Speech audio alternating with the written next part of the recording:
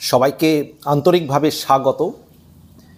বাংলাদেশ আজকে যে ধ্বংসের দিকে যাচ্ছে, ডক্টর ইউনূস এবং তার যারা সাঙ্গ পাঙ্গ বাংলাদেশটাকে যেভাবে পিছনের দিকে নিয়ে যাচ্ছে, তালিবানি রাষ্ট্রের দিকে নিয়ে যাচ্ছে, এই সমস্ত কিছুর জন্য ডক্টর ইউনূস এবং বাংলাদেশের সেনাপ্রধান ওয়াকারুজ্জামান সাহেব আপনাকে পরবর্তীতে বাংলাদেশের মানুষ, বাংলাদেশের ইতিহাস কিভাবে স্মরণ করবে একবার ভেবে দেখেছেন?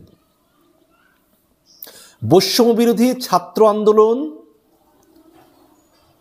যে ছাত্র আন্দোলন কোটা বিরোধী আন্দোলন নামে পরিচিত, সেই কোটা আন্দোলন পরবর্তীতে হয়ে গেল সরকার পতনের আন্দোলন, শেখ হাসিনার পতনের আন্দোলন।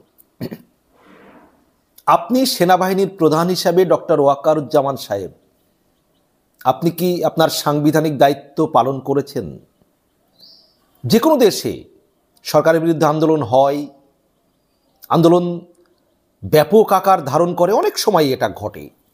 শেখ হাসিনার বিরুদ্ধেও এর আগে আন্দোলন হয়েছে, জামাত ইসলামী করেছে, বিএনপি করেছে, কিন্তু সেই আন্দোলনকে সরকার নিয়ন্ত্রণ করেছে। কিন্তু এবার পারেনি। যে বৈষম্য বিরোধী ছাত্র আন্দোলন গড়ে উঠেছিল কোটা আন্দোলনের নাম করে, সেই আন্দোলনকে দমন করতে পারেনি। কিছুদিন আগে একজন উপদেষ্টা, তিনি সমন্বয়ক ছিলেন, আসিফ মাহমুদ, তিনি টিভি সাক্ষাৎকারে বলেছেন যে 5ই আগস্ট শেখ হাসিনার পতন না ঘটলে তারা সশস্ত্র অভ্যুত্থানের দিকে যেত। সেনাপ্রধান ওয়াকারুজ্জামান সাহেব, আপনি জবাব দিতে পারবেন যে সশস্ত্র অভ্যুত্থান করার জন্য তাদের হাতে তাহলে কি পরিমাণ অস্ত্র ছিল এবং আছে? আপনি সেনাবাহিনীর প্রধান হিসেবে যে ছাত্র জনতার নামে যে আন্দোলন হয়েছে, সেই আন্দোলনে যে পুলিশ মারা হয়েছে, মেট্রো রেলে আগুন দেওয়া হয়েছে আন্দোলনকারীদের তরফ থেকে আন্দোলনের নামে, আপনি সেনাবাহিনীর প্রধান হিসেবে সেইগুলো নিয়ন্ত্রণ করার চেষ্টা করেছেন? পুলিশ, বাংলাদেশের পুলিশ তাদের ভূমিকা পালন করেছে, চেষ্টা করেছে, তারা জীবন দিয়েছে, কিন্তু তারা সরকারের পাশে থেকে সরে আসেনি। তারা আন্দোলনকারীদের নিয়ন্ত্রণ করার চেষ্টা করেছে। কিন্তু ওয়াকারুজ্জামান সাহেব, আপনি কি করেছেন? আজকে বাংলাদেশটা যে ডক্টর ইউনূস এবং তার সাঙ্গ পাঙ্গ উপদেষ্টারা ধ্বংসের পথে নিয়ে যাচ্ছেন, অলরেডি নিয়ে গিয়েছেন। বাংলাদেশে আজকে আইন নেই, শৃঙ্খলা নেই, মবের রাজত্ব, যা খুশি তাই। সেখানে আদালত কাউকে জামিন দিলে পরে আবার তাকে ধরে মারা হচ্ছে। কেন আদালত তাকে জামিন দিল এইভাবে? সেটা মব সৃষ্টি করে বাইরে এই ইউনূসের গ্যাং, তারা আবার তাকে মেরে আবার পুলিশের হাতে তুলে দিচ্ছে। বাংলাদেশের মুক্তিযোদ্ধাদের জুতোর মালা গলায় পরিয়ে ঘোরানো হচ্ছে। নারীদের কোনো নিরাপত্তা নেই। সন্ধ্যার পরে নারীরা রাস্তায় বেরোতে গেলে 10 বার ভাবছে। বাংলাদেশটা জুড়ে একটা উগ্র মৌলবাদী গোষ্ঠী, তাদের আস্ফালন চলছে। এই সমস্ত কিছু ডক্টর ইউনূস, আসিফ নজরুল তারা করে চলেছেন। বাংলাদেশটাকে ধ্বংসের দিকে নিয়ে যাচ্ছেন, একটা তালিবানি রাষ্ট্রের দিকে নিয়ে যাচ্ছেন।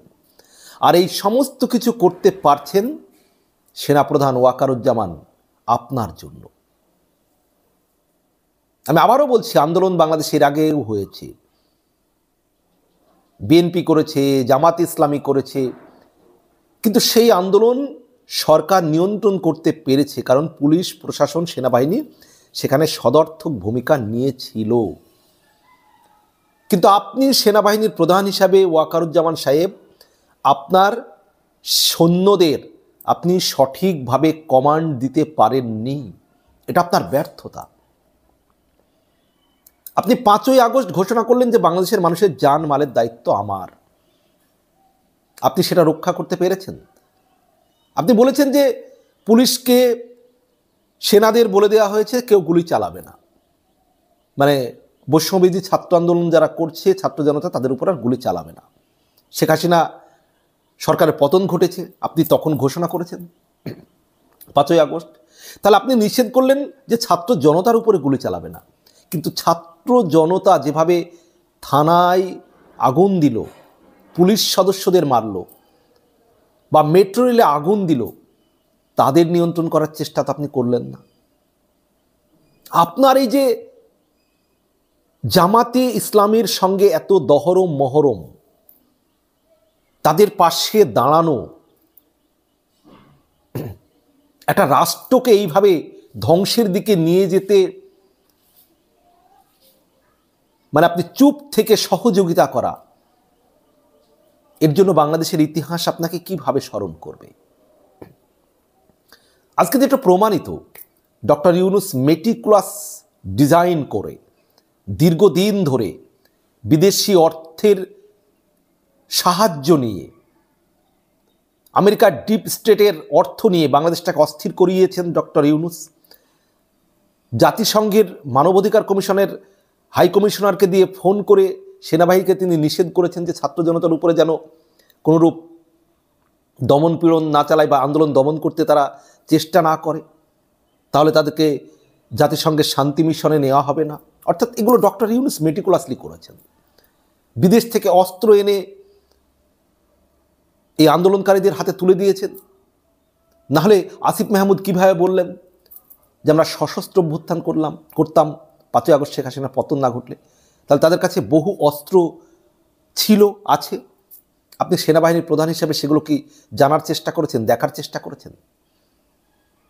একটা সরকার শেখ হাসিনার নেতৃত্বে বাংলাদেশটাকে স্মার্ট বাংলাদেশের দিকে নিয়ে গিয়েছে। আজকে মানুষ তো বলা শুরু করেছে যে বাংলাদেশের শেখ হাসিনার আমলে মানুষ যেভাবে ভালো ছিলেন, দেশে একটা নিয়ম ছিল, শৃঙ্খলা ছিল, আইন ছিল, শাসন ছিল, এবং যে কোনো একটা রাষ্ট্রে নিয়ম শৃঙ্খলা আইন ভালো না থাকলে কেউ স্বাধীনতা ভোগ করতে পারে না। তাই তো এই 5ই আগস্ট যারা ভেবেছিলেন আমরা নতুন করে স্বাধীনতা পেলাম, আজকে তারাও ভুল বুঝতে পেরেছেন যে না, এটা স্বাধীনতা নয়, এটা উচ্ছৃঙ্খলা, এটা বিশৃঙ্খলা। আর উচ্ছৃঙ্খল বিশৃঙ্খল কোনো দেশে সাধারণ মানুষ ভালো থাকতে পারে না। যার জন্য বাংলাদেশ জুড়ে মবের রাজত্ব, মব সম্রাট হয়ে উঠেছে হাসনাত আবদুল্লাহ, সার্জিস আলম।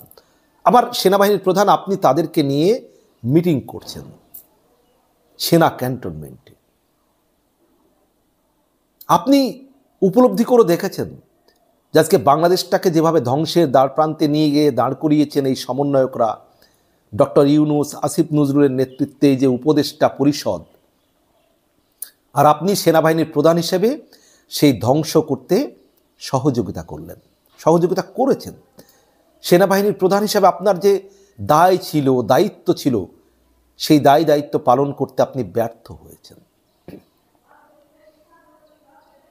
আজকে বাংলাদেশটা যে পথে যাচ্ছে, যে নষ্টের দিকে চলে যাচ্ছে, পিছনের দিকে চলে যাচ্ছে,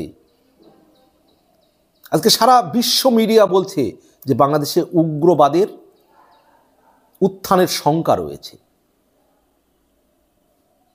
আজকে বাংলাদেশে গণতান্ত্রিক পরিবেশ নেই, সাধারণ মানুষের নিরাপত্তা নেই, কোনো বিদেশি আর বাংলাদেশে বিনিয়োগ করতে চাইছেন না, সবাই ব্যবসা গুটিয়ে নিতে চাইছেন। মব, একের পর এক গার্মেন্ট ফ্যাক্টরি বন্ধ হয়ে গিয়েছে, লক্ষ লক্ষ মানুষ বেকার হয়ে পড়েছে। বাংলাদেশটাকে এই পথে যেতে দিলেন আপনি। ডক্টর ইউনূস যেভাবে মেটিকুলাস ডিজাইন করে বাংলাদেশটাকে তার ব্যক্তিগত স্বার্থ চরিতার্থ করার জন্য, শেখ হাসিনার উপরে তার প্রতিহিংসা চরিতার্থ করার জন্য তিনি বাংলাদেশটাকে ধ্বংস করতে যাচ্ছেন, আর ডক্টর ইউনূসকে আপনি সহযোগিতা করছেন ওয়াকারুজ্জামান সাহেব। মনে রাখবেন, যাদেরকে সহযোগিতা করে আপনি বাংলাদেশকে এই পথে নিয়ে যেতে দিচ্ছেন, তাদের কিন্তু পরবর্তী টার্গেটই আপনি সেনাপ্রধান এবং বাংলাদেশের রাষ্ট্রপতি শাহাবুদ্দিন চুপ্পু সাহেব। আপনাদের দুজনকে আপনাদের জায়গা থেকে সরিয়ে দিতে পারলেই তাহলে তারা যা খুশি তাই আরও করতে পারবে। আপনি কিচ্ছু করতে পারবেন না সেনাপ্রধান, আপনি কিচ্ছু করতে পারবেন না। করতে পারলে আজকে বাংলাদেশ এই জায়গায় এই পরিস্থিতি যেত না। আজকে বিশ্বের কোনো দেশ বাংলাদেশের সঙ্গে সুসম্পর্ক রক্ষা করবে না এই ডক্টর ইউনূস থাকাকালীন। একটা অবৈধ, অসাংবিধানিক দখলদার, যিনি সন্ত্রাসী জঙ্গিদের মদত নিয়ে ক্ষমতা দখল করেছেন, অথচ আপনি তাকে সাহায্য করছেন, সহযোগিতা করে চলেছেন। আমি আবারও বলছি, বাংলাদেশের ইতিহাস ডক্টর ইউনূসকে কিভাবে স্মরণ করবে একবার ভেবে দেখেছেন? বাংলাদেশের ইতিহাস সেনাপ্রধান ওয়াকারুজ্জামান সাহেব আপনাকে কিভাবে স্মরণ করবে একবার ভেবে দেখেছেন? দর্শক, আপনাদের কি মনে হয় কিভাবে স্মরণ করবে বাংলাদেশের মানুষ এই দুজন মানুষকে? জানাবেন কমেন্ট বক্সে। ভালো থাকবেন, সবার জন্য শুভকামনা।